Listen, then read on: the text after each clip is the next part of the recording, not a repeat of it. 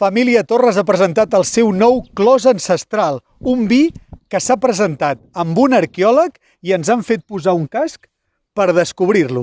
Això és el Castell de la Bleda. En aquestes vinyes del Penedès hi ha plantada Moneu, una varietat ancestral. A dins hi ha un jaciment amb 2.500 anys d'història. I que precisament aquí sigui on s'estigui plantant una varietat recuperada des de temps de prefiloxera, que segurament és molt anterior per poder fer vinificacions actuals, acaba lligant el passat i el present. Una part del vi s'ha elaborat en gerres de fang, tal com es feia abans. Crec que aquestes varietats són part de la nostra història, no? Són les varietats que plantaven els nostres besavis.